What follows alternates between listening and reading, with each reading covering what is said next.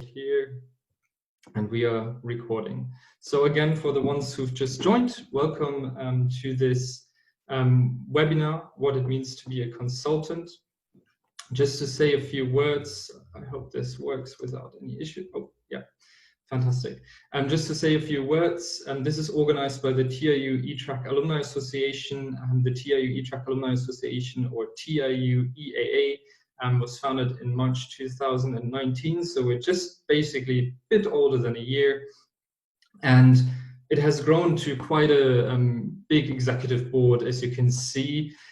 We also have 2 chapters now in Vietnam and Indonesia, which are currently being established, since we have such a huge student and soon an alumni body there, and we hope to basically cater and give all these kind of benefits such as webinars, online trainings, which will come soon in the future, courses, lectures, etc., events that will be held for you for free, and as a benefit to be part of the Alumni Association, but also part of the being as the student, being part of the student community. A few words to myself. You can see me up here. My name is Bastian Hart. I'm from Germany. I graduated from TIU in 2017 with a Bachelor of Arts in International Relations. I'm currently living in Germany, in Berlin, where I'm currently working as something similar to as a consultant. I had been working before as a proper consultant. I'm more more like an advisor at the moment, but I tell you a bit more about that if you're interested and curious at the end. This presentation will last round about 10 to 15 minutes. That's what I'm planning to do. Afterwards, I have a special guest for you who is basically working right now in Japan as a consultant, and she will also say a few words. I'll let you know who it is, and she can introduce herself properly at the end, but she'll also say a few words of what you can do after TIU and where you can find perhaps a job. But after these 10-15 minutes, you also have the chance to ask me questions. Please, you can either put these questions in the chat box, or you can raise your hand. You have that option in your chat box as well. At the far right bottom corner, there are 3 dots, and there you can click on it and you can say put up hand or raise hand or something. And if you do that, at the end, I will definitely call you up and basically allow you to speak and ask a question so that we can have some interaction here at least. So you can see the agenda. You've probably read through it of what I'm going to talk about. That is fantastic. I'm just going to put me a bit here. Fantastic. Okay. So when you think about consulting, and usually I ask this question to the people for who I'm doing this webinar or this workshop, but unfortunately I can't do that properly right now, so let me help you here a bit. Consulting, usually I think people think of people in suits, lots of money, huge companies. There's always business involved, you know, there's a lot of interaction, networking. The person probably knows all the people in town. It's kind of a bit almost like, I would say, a lawyer. If you know suits, you can also imagine Harvey Specter or Mike Ross as someone who is a consultant. Usually these kind of people, they know, have lots of money, have lots of networking experience, and they know everyone in town.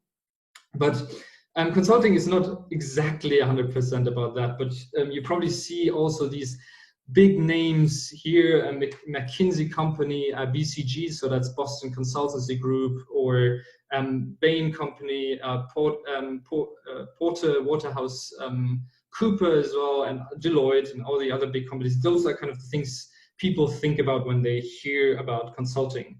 But the term consulting is actually much broader, or there are also so many other companies out there that it actually is quite difficult to pinpoint what consultancy actually means or what it is. Looking at the Oxford Dictionary, you can see consulting is defined as engaged in the business of giving expert advice to people working in a specific field. So what that basically means is, if you are a consultant, and I have been a consultant, you usually acquire some expertise during your professional career, or you have already brought some expertise in a field to a certain company or a certain consultancy agency. So for me, it was, for example, a political agency. So my consultancy work, my expertise were mainly focused on public affairs, political affairs, and public relations as well a bit, because that's always part of politics. So you bring this expertise with you, and the companies basically want to benefit from that expertise.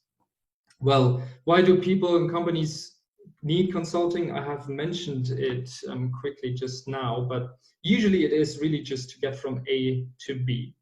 So you can see this little flower on the left. You can imagine the consultant being the water and helping the flower to grow to a tree. Usually these companies have the inability, or the ones who hire a consultant or a consultancy company have the inability to get there by themselves. So they lack the expertise, they lack the experience, and they need someone, a company, the consultancy company, to basically allow them to get to where they want to go to. Or they have the expertise, the experience, but they want to get there faster. They need more support. Their team is small and they don't have enough funding from the company, but they have a big goal ahead of them, and they really want to get there as soon as possible. And that's why they come to consultants to tell them, look, we need your help, we need to get there faster, and that's what consultants help with. Or they really need the experienced people, system, map, or advice. And what I mean with that is as well, usually consultancy firms have certain methods of how to get to a certain place or certain spot of the company, or in a certain future, because they have advised many other companies before, and they have been experts in many different fields, or they offer many different fields, let it be from the pharma, technology sector, or IT sector, whatever it is. They have already consulted so many companies that sometimes it's just a little bit like doing all of that again, just by here and there applying it and adjusting it to the company, the new client they have. But usually the business models they run are quite similar. They have these kind of already standardized guidelines, reports, and those usually are the ones they go back to and help adjust them to help the company in the end. So that's why usually companies or people or governments or whatever it is hire consultancy agencies. And there are three big types of consultancies. Now these are a bit broader actually when you go more down in detail, but the big three types usually are management consultancies, corporate consultancies, independent consultancies. So what do they mean? Management consultancies are these big companies you probably think about, like a BCG, McKinsey, or Bain, let's say. Those are the three big companies usually for management consultancies. And what they do is they try to help the companies to improve their strategy, improve their cooperation, improve their way forward, basically. So they offer specific help when it comes to tasks like mergers, acquisitions, so one company buying another company, or two companies coming together, or political strategy, as what I did before. The company really wants to improve their government relations, their government affairs. They don't have many contacts, or they kind of changed a lot, and there's a new team ready to go, but since all the experienced ones are left, they only have these unexperienced people without the network. They come to us and ask for our strategy, ask for our help. And those are basically what management consultancies usually do. They help with the strategy, they help with the future plans. Corporate consulting is similar like that, but that is more focused on in-house. That's just an example, in-house consulting, for example. So you have a consultancy team in the big company, and this consulting team is helping out the company it's working for with all the expertise that are needed. So let's say, for example, that Mercedes-Benz, the car manufacturer, they don't hire an outside consultancy, they hire their own consultants, which are in-house, and those in-house consultants focus on basically their own private or the business of Mercedes-Benz. They don't focus on anything else. They don't have any other companies they work for, no other clients. They just have Mercedes-Benz.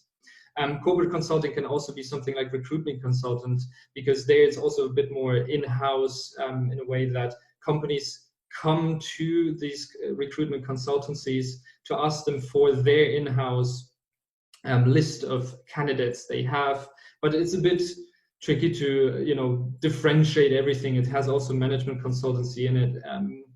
I think the lines get a bit more blurry the farther down you go in this whole definition part.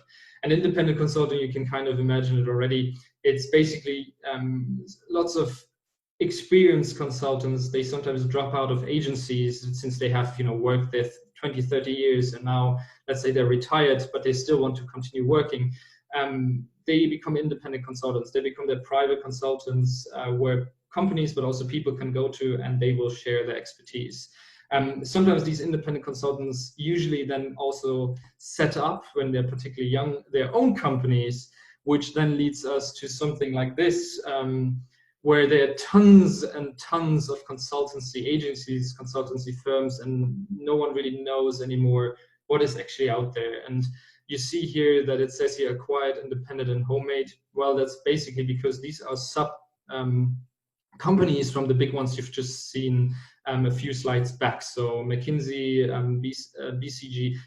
BCG, they have all acquired different smaller consultancy firms, and they are usually working underneath them with their own name. And I don't know how it is for you. When I look at this slide, I have not heard probably of more than 50% of these companies. I've never heard of them.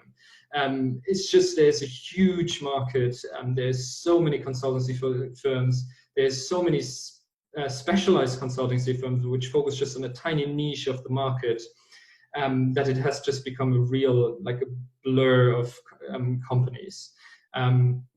Nonetheless, it's thus so much easier to also actually go into, I think, in the consultancy work community, because there are so many companies who can actually tailor to your own professional profile and to the company's profile, of course. So to just say a few words on the daily task of a consultant, and I have to say this is more generalized because it depends, of course, on what kind of consultant you are. But usually it's organizing and executing business projects. So as a consultant, you usually don't work just for one company, so one project, but you work for several projects at the same time. And they can be in a specialized area like IT, but they can also be in different areas at the same time. So you need somehow the background of all these areas. You need all the background of these areas, and you need to know them a bit to understand the company, and you need to switch in between them quite a lot. So for example, for me, I represented a pharma company, a technology company, a startup, what is it called? An NGO, IT company, if I haven't said that yet. So there were many different companies which I represented, and I kind of had to read about all of them and read about their fields and had to know what was going on in their fields, but also in my specialization, which was politics. So it's a huge, broad, very flexible, dynamic job. Meetings with assigned clients to initialize assessment of problematic situation is basically what I'm trying to say is lots of meetings. So you will meet a lot with your client. There's a lot of client work. There's usually a person sitting in the government affairs, well, in the specialized office, and talks to you. You know, this is what we need to get done. Could you do this for me? Could you do that for me? What about the project we've been working on a couple of weeks ago? It's basically managing all of that, talking a lot to the clients, understanding what they want to do, understanding how we can give service to them, because in the end, it's kind of customer service almost. And that's why the meetings are for. And you don't only have meetings with the clients, but you also have, of course, meetings in your teams, because you're also working not on these projects alone. Sometimes you work with different consultants at the same time together in small teams to work for the company itself. Collecting information is basically researching, writing reports, preparing for interviews, preparing events. That all belongs to consulting usually. It really depends on who your client is, what they want. For me, it was a lot of parliamentary sessions because they wanted to talk to journalists, politicians, and ministries. So organizing all these kind of events was part of the daily task to do. And it also what also belongs in there, and this is usually sometimes ignored: catering, you know, that the location, all these kind of small things which usually think a consultant doesn't do. Sometimes you have to handle these things as well. So what it means to be a consultant, and that's what we are kind of here for as well. And I'm going to generalize here as well a bit. It can be different for many other consultants or many other companies, but I focus here on two aspects in general. The first aspect I'm going to talk about is more of the things which come with the job, and the last part is basically what kind of characteristics you usually bring as a consultant. So let's start with the part which comes with the job. That's long working hours. As a consultant, you usually work overtime. I've never heard a consultant who doesn't work overtime. It's just normal, and sometimes this can be also unpaid. It really depends on the company, but long working hours, be ready for that. And you might say working outside working hours is the same thing. I just wanted to emphasize here that as a consultant, you sometimes are required to go to events which are held, obviously, because you're working with professionals, in the evening. So after, you know, you work from 9 to 6 p.m., you go to an event and stay there till 10, 12 a.m., whatever it is, 12 p.m., 12 a.m., whatever it is. So that's extra working hours which are unpaid, but you need to do them anyways. You get paid the taxi fee, for example. Your company pays for that, but usually it requires you to go out there and network and be there for your client, because you're representing the client, so you need to be there. Little pay, so this must be a bit confusing for lots of you, but I'm talking more about from a young professional starting point of consultant. I think as a starter or a newbie in the consultancy firm, you don't earn as much as, you know, the higher ups. If you work yourself up in the hierarchy and the ladder, you will get a lot of money, and sometimes there are lots of bonuses depending on if you did well or not. But at the beginning, there are many companies these days, particularly big ones, who hire people who they don't pay a lot of money. Sometimes you even become a trainee for 1 or 2 years, because your internships are not considered work experiences, for example. And it's kind of like a law student. Many law students, they graduate with a master's degree or bachelor's degree, and they have to work in a big law firm first as a trainee or an intern for let's say a couple of months to a year, and then they will be hired as a junior lawyer, or whatever they call it. And consultancy can be sometimes the same. It's not always like that. Some consultancy firms, they also pay, I think, a decent amount. I was lucky enough to get a decent amount, but it really depends there where you start working. I would watch out for that. Hierarchy. So since you are basically working yourself up the ladder, you will have other senior consultants who will be much more experienced than you are, and they are so incredibly busy that they will not be nice. They can be nice, but usually they can be quite harsh, you know, straightforward. Here, can you do this? This needs to be done now. Why isn't this done yet? These kind of comments, you hear them a lot. It's not that they are trying to be mean. It's just because there's so much pressure and stress on them. But there's also something more positive, since I've been only talking about the negative side so far, with what it means, what comes with consultants. A consultant's job is it's very dynamic and fast-paced. So since you work on the different projects, you will have many tasks to do at the same time. You will work with different people with different backgrounds. I've really enjoyed that so much. It's so much dynamic, fast-paced. Things get done like this, you know. It's really refreshing to see that, because if you work in a smaller company or with an NGO, usually what they say is many consultants go from consultancy firm to NGOs or something else like international organization. Many do that these days. And it's like, as a consultant, you're kind of like the running horse, you know, you need to run the fastest in order to be better than the others. And when you switch to these international organizations or smaller companies, it's like a running horse going into the pony stall, like this for the baby horses.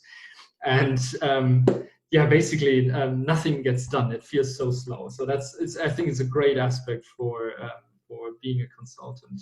It's very diverse, since you work with different people together, and you of course work with different clients, and sometimes with many different teams, you know. So also at work you will work with different people at the same time. That's also very fantastic and liked by many people. pride in a reputation. I think what I mean with that is that you can take pride in, you can take some pride in your job because you can see the results quite quickly and you can see that they actually worked out quite well for the company. But also there comes some kind of reputation with it when you say, oh, I'm a consultant, For some people that might be important. I just put it up there because I saw it. And connections, same thing as I said, networking, meeting people is essential, and definitely I think at least I would say one of these perks of being a consultant, because usually or many consultants have also found their new jobs if they want to change or switch careers via their networks or they worked for the company before. So this is more the characteristics you should bring as a consultant, I would say. So joining events and networking is something you should like. If you are this doesn't mean if you're an introvert person, an extrovert person, that an introvert can't do this. That doesn't mean anything. But you should somehow enjoy joining these events. Let it be for your own personal knowledge, because you will always hear some talks, some lectures or whatever. So you kind of broaden your knowledge in that field. But you also need to be kind of enjoying being with people around you and basically being a people's person, what I'm trying to say here.